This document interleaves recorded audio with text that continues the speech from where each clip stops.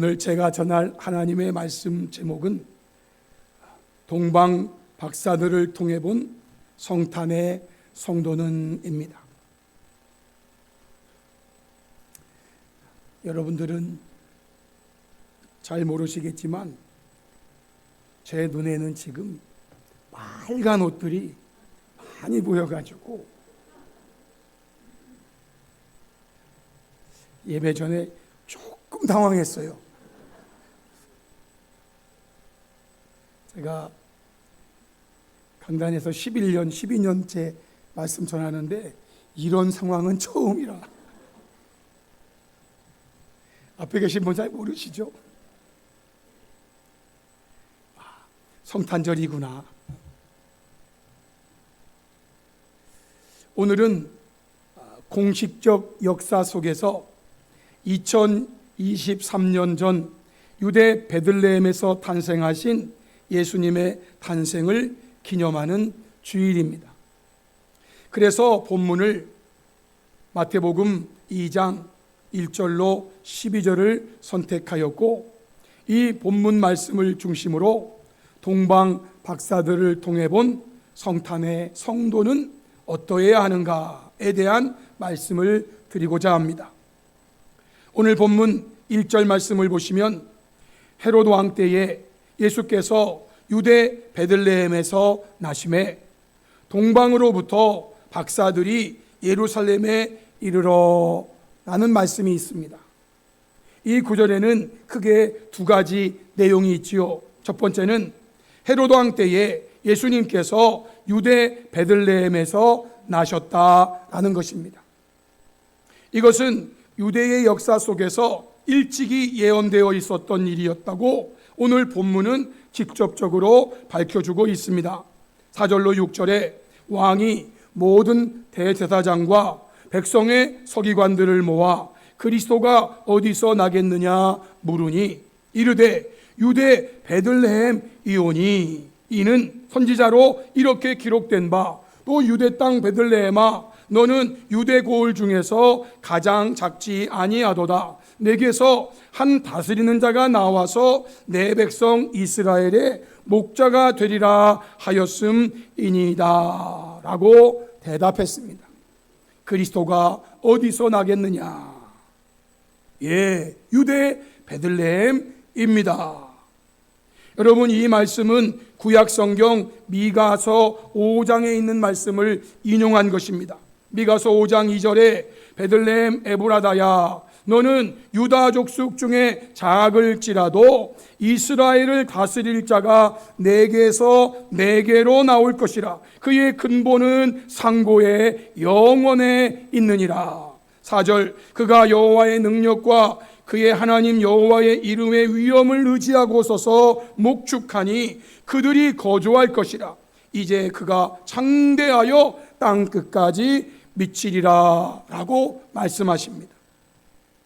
미가는 적어도 예수님 탄생 700여 년 전에 예수님께서 어디에서 탄생하실 것인지, 그리고 그 탄생하시는 분이 어떤 분이신지, 더 나아가 그 탄생하실 분으로 인해서 세상에 어떤 영향이 있게 될 것인지에 대해서 예언했던 것입니다. 성도 여러분, 이것이 무엇을 말하는 것입니까? 예수님의 탄생은 세상에 우연히 일어난 일이 아니라 영원하신 하나님의 작정 속에 이루어진 탄생이었다라는 것입니다. 그저 우연히 일어난 사건이 아니에요. 여러분, 이것에 대한 일반적인 적용을 해본다면 이 땅에 이루어진 모든 탄생은 우연이거나 실수이거나가 아니라 영원하신 하나님의 작정 속에서 이루어진 것이다 라는 것입니다. 예수님의 탄생을 우리 보면서 저와 여러분이 이 땅에 출생하였는데, 우리의 출생이 어떤 사람은 너는 실수로 태어났어. 그런 말을 왜 하는지 모르겠어. 비록 실수로 태어났다 하더라도. 그러나 여러분, 저와 여러분의 이 땅의 출생은요, 우연이거나 실수로 태어난 게 아니에요. 영원하신 하나님의 작정 속에서 태어난 거예요. 그러니 우리의 이 육체, 우리의 생명, 우리의 목숨, 이게 얼마나 귀하냐고. 이거 함부로 하면 안 됩니다. 두 번째는요, 동방으로부터 박사들이 예루살렘에 이르렀다라고 되어 있어요. 동방으로부터 박사들이 예루살렘에 이르러. 여기 나오는 동방이라는 것에 대한 해석이 여러 가지가 있는데요, 가장 일반적인 해석은 동방은 예루살렘으로부터 가깝게는 바벨론, 지금의 이라크, 그리고 좀 멀리는 페르시아, 지금의 이란, 그리고 더 멀리 보면 인도라는 해석이 일반적인 해석입니다.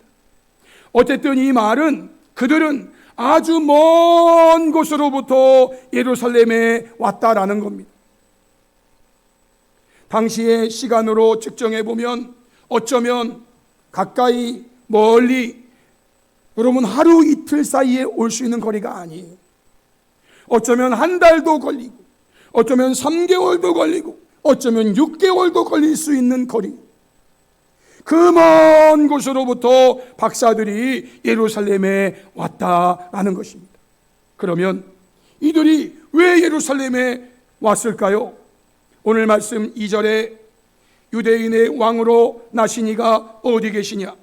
우리가 동방에서 그의 별을 보고 그에게 뭐 하러 왔다고요? 경배하러 왔다. 그에게 경배하러 왔다. 유대인의 왕으로 나신 아기가 어디 계시냐? 우리가 동방에서 그의 별을 보고 그에게 경배하러 왔노라 라고 말합니다. 성탄절을 크리스마스라고 하는 이유가 여기에 있지요. 여기 크리스마스의 마스는 경배라는 의미를 가지고 있고, 크리스라는 것은 그리스도라는 말이, 그래서 크리스마스는요, 예수 그리스도에게 경배한다라는 말이에요. 예수 그리스도에게 경배한다. 성도 여러분, 동방으로부터 온 박사들은 이렇게 먼 길을 하나의 목적을 가지고 온 것입니다. 유대인의 왕으로 나신 아기께 경배하기 위해서. 그리고 이들은 결국 이 목적을 달성했습니다. 9절로 11절. 박사들이 왕의 말을 듣고 갈새 동방에서 보던 그 별이 문득 앞서 인도하여 가다가 아기 있는 곳 위에 머물러 서 있는지라. 그들이 별을 보고 매우 크게 기뻐하더라. 집에 들어가 아기와 그의 어머니 마리아가 함께 있는 것을 보고 엎드려 아기께 경배하고 라고 말합니다. 경배하러 와서 경배했다 그 말입니다.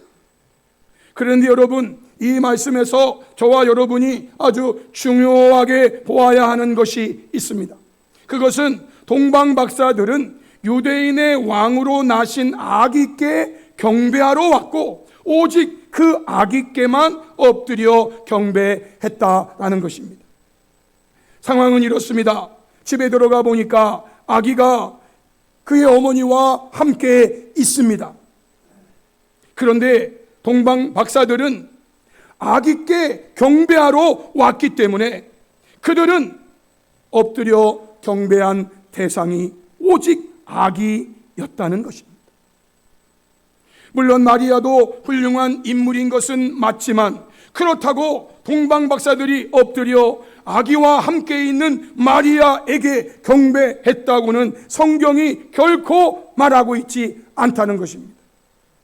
그들은 오직 아기께만 경배했다는 것입니다. 마리아가 다른 곳에 있었기 때문에 마리아에게는 경배 안 한 것이 아니고, 집에 들어가 보니까 아기와 마리아가, 그의 어머니 마리아가 함께 있는 것을 보면서도 성경은 분명히 그들이 엎드려 경배한 대상을 아기께 경배했다. 사랑하는 성도 여러분, 동방 박사들을 통해 본 성탄의 성도는 어떠해야 하는가? 성도는 그 어떤 사람이 아닌 오직 예수님께만 경배해야 한다는 것입니다. 오직 예수님.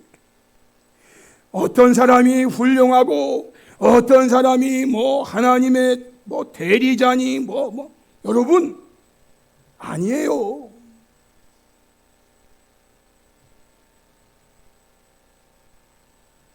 만약에 예수님과 소위 말하는 교황님이 거기에 함께 있었다 할지라도 동방 박사들은요, 교황님에게 경배하러 온 게 아니고요, 유대인의 왕으로 나신 그 아기께 경배하러 왔다 그 말. 마태복음 4장에서 사탄 마귀가 예수님을 시험할 때에 이렇게 시험했죠. 8절로 9절에 마귀가 또 그를 데리고 예수님을 데리고 지극히 높은 산으로 가서 천하 만국과 그 영광을 보이면서 하는 말, 만일 내게 엎드려 경배하면 이 모든 것을 내게 주리라. 사탄이 마귀가 예수님께 유혹하면서 내게 엎드려 경배하면 내가 이 모든 거 너에게 줄게 라고 말했습니다. 그러자 예수님께서 성경 전체에 흐르고 있는 아주 중요한 핵심을 이렇게 말씀했죠. 그 말씀이 10절입니다. 우리 10절 말씀을 한번 같이 읽도록 합니다. 시작. 이에 예수께서 말씀하시되 사탄아 물러가라. 기록되었으되 주 너희 하나님께 경배하고 다만 그를 섬기라 하였느니라. 아멘. 사탄이 유혹하고 사탄이 시험할 때 그게 아무리 달콤한 세상 모든 만국과 영광을 다 너에게 줄게, 나에게 엎드려 경배해, 그럴지라도 여러분 먼저는요, 사탄아 물러가라 라고 하세요. 사탄하고 짝짝꿍대지 마시고 타협하지 마시고 절하지 마시고 물러가라. 다음에 말씀으로 주 너희 하나님께 경배하고 다만 그를 섬기라고 하였는데 왜 내가 너에게 경배하냐 그 말이에요. 성도 여러분, 이사야는 이 땅에 아기로 오실 예수님에 대해 역시 700여 년 전에 이렇게 예언했어요. 이사야 9장 6절 말씀, 우리 이 말씀 한번 같이 읽어보겠습니다. 다 같이 시작. 이는 한 아기가 우리에게 낳고 한 아들을 우리에게 주신 바 되었는데 그의 어깨에는 정사를 메었고 그의 이름은 기묘자라 모사라 전능하신 하나님이라 영존하시는 아버지라 평강의 왕이라 할 것임이라. 아멘. 여러분, 예수님이 어떤 분이십니까? 저 끝으로 보면 예수님은 평강의 왕이십니다. 그런데요, 그 앞에 뭐라고 되어 있냐면 예수님은 영존하시는 아버지라는 거예요. 이 땅에 태어나실 아기는요, 전능하신 하나님이라는 거예요. 즉 이사야는요, 삼위일체이신 하나님을 증거하고 있는 거예요. 전능하신 하나님, 영존하시는 아버지, 평강의 왕, 그 아기가 누군가? 그 아기가 예수님은 전능하신 하나님이요, 예수님은 영존하시는 아버지요, 예수님은 평강의 왕이라 할 것임이라 라고 분명히 증거하고 있어요. 성도 여러분, 2023년 전에 아기의 모습으로 이 땅에 탄생하신 예수님은 이 땅에 하나님의 아들의 이름으로 오신 주 너의 하나님이시기에 성도는 오늘 본문이 보여주고 있는 동방바다 통해서 그 사람이 어떠하든지, 그가 마리아인, 그가 요셉이든, 그가 누구든 사람에게 경배하는 것이 아니라 오직 주 너희 하나님이신 예수님께만 경배하고 예수님만 섬기는 복된 성탄의 성도들이 다 될 수 있기를 주님의 이름으로 축복합니다. 아멘. 두 번째는요, 동방 박사들은 유대인의 왕으로 나신 아기께 경배하고 보배압을 열어 예물을 드렸다라는 것입니다. 11절 말씀 집에 들어가 아기와 그의 어머니 마리아가 함께 있는 것을 보고 엎드려 아기께 경배하고, 그리고 보배압을 열어서 황금과 요양과 모략을 예물로 드렸다라고 되어 있습니다. 이들이 예물로 드린 황금과 요양과 모략이 무엇을 상징하는가에 대한 해석도 있지만, 오늘은 현실적으로 이 예물은 아주 귀하고 값진 것이었다는 것을 말씀드립니다. 당시 황금과 요양과 모략은 귀한 것이었어요. 물론 이것은요, 조금 후에 벌어지게 될 헤롯 왕이 아기를 찾아 죽이려 할 때에 예수님 가족의 애굽으로의 피난 생활 동안 아주 요긴하게 쓰였을 것이라고 유추해 봄직합니다. 갑자기 애굽으로 피난 가라는 것입니다. 그들이 살던 곳은 본래 갈릴리 나사렛이었습니다. 그런데 로마 황제의 호정령에 의해서 그들이 호적하기 위해 고향 베들레헴으로 온 것입니다. 이사한 게 아니에요. 그저 호적하러 온 것이에요. 호적하러 왔다가 돌아가야 되는 거예요. 그러니 바리바리 싸울 수 있는 상황이 아니었어요. 그러다가 애굽으로 피난 가라는 겁니다. 그래서 그들은 있는 그 보따리 싸가지고 가야 되는데, 이 박사들이 말이에요, 황금, 요양, 모략이라는 아주 값지고 아주 귀한 것을 예물로 준 거예요. 이것이 예수님 가족의 애굽으로의 피난 생활, 그것이 1년인지 2년인지 3년인지는 모르지만 그 기간 동안에 삶을 유지할 수 있는데 아주 요긴하게 쓰였을 것이다 라고 저는 개인적으로 생각하는 거예요. 어쨌든 황금, 유약, 모략이라는 이 귀하고 값진 예물을 그들은요, 유대인의 왕으로 탄생하신 아기께 경배한 다음에 드리기 위해서 보배합에 담아 와서 드렸다라는 겁니다.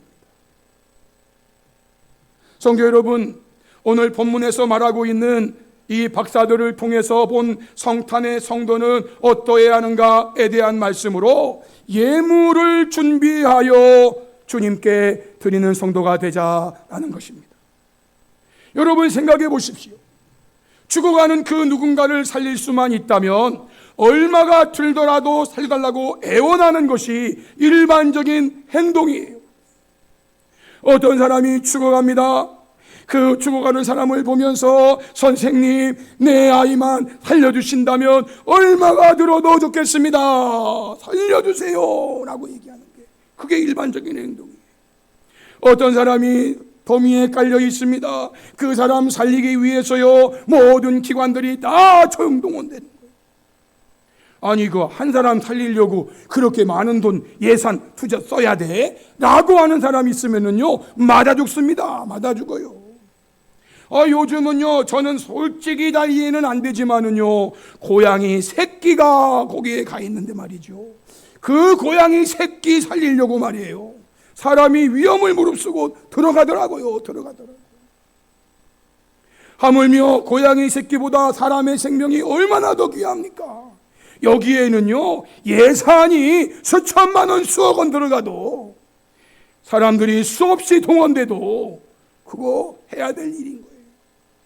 그렇다면 영원 형벌 받아 지옥에서 해세토록 고난을 당해야 하는 저와 여러분에게 영원 복락을 누릴 수 있는 천국으로 가게 하기 위해 이 땅에 오셔서 헤롯 왕처럼 로마 황제처럼 부귀 영화 명예 권력 누리며 사신 것이 아니라 동물의 먹이통에 누우시는 탄생, 그리고 목수의 가정에서 변변한 그런 것 없이 자라나는 그 예수님, 마침내는 십자가에서 우리의 구원을 위해 죽으신 예수님에게 어떤 예물을 드려야 합당한 예물이라고 말할 수 있겠습니까?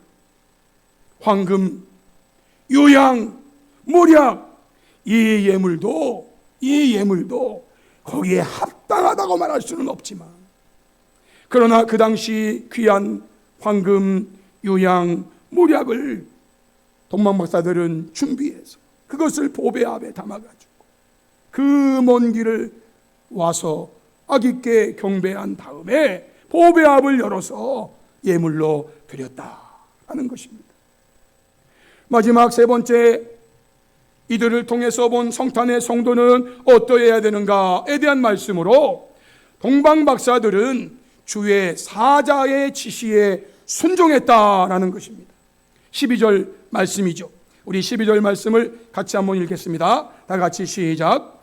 그들은 꿈에 헤로데게로 돌아가지 말라 지시하심을 받아 다른 길로 고국에 돌아가니라. 아멘. 여러분, 이 말씀이 무엇을 의미합니까? 이러한 이들의 행동은요, 극히 위험에 처해질 수 있는 행동이었던 것입니다.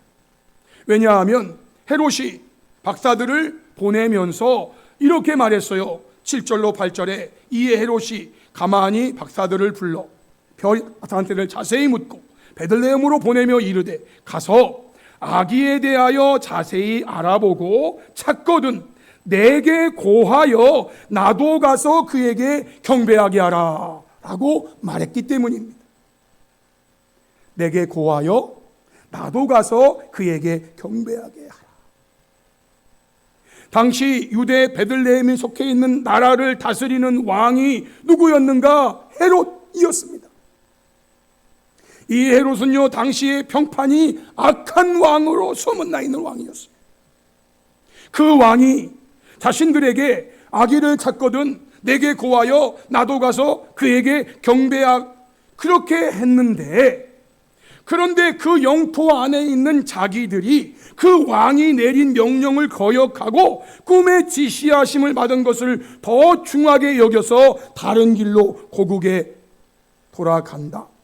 돌아가다가 발각되면, 돌아가다가 첩자에 의해서, 그들의 일거수일투족을 관리하는 그 첩자에 의해서 만약에 발각된다면 그 악한 헤롯이 그들을 어떻게 하겠습니까? 아마 고문을 하든지, 왜? 알아내야 되니까. 어쩌면 기분 나쁘면 죽이라.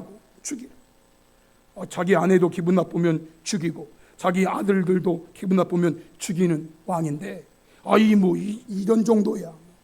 감히 내 명령을 어기고 그제 몰래 내 영토를 빠져나가려고? 그럼에도 이들은요, 헤롯의 명령보다 꿈에 헤롯에게로 돌아가지 말라 하는 주의 사자의 지시하심을 받은 그 지시가 더 중하였고 우선이었기에 그 말에 순종하여 다른 길로 고국에 돌아갔다 하는 것이에요. 그저 단순히 다른 길로 고국에 돌아갔다가 아닙니다. 사랑하는 성도 여러분, 저와 여러분이 동방에서 온 박사들을 통해서 보아야 하는 성탄의 성도의 모습이 있는 거예요. 그들은 오직 아기께만 경배하는 것이에요.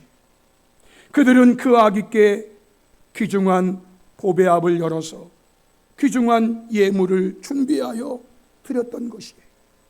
그리고 그들은 헤롯의 명령보다도 주의 사자의 그 말을 우선으로 여기고 순종하여 다른 길로 고국에 돌아갔다는 것입니다. 사랑하는 성도 여러분, 저와 여러분이 이들을 통해서 보는 성탄의 성도, 어떠하든지 어떠한 위험과 어떠한 어려움이 나에게 있게 된다 할지라도 세상의 말이 먼저가 아니라 하나님의 말씀이 먼저이고 우선이기에 주의 말씀에 순종하는 삶을 살아가는 복된 성탄의 성도들이 되어 그러한 자에게 내려주시는 하나님의 크신 은혜와 복이 넘쳐나게 되기를 주님의 이름으로 축복합니다. 아멘. 우리 찬송가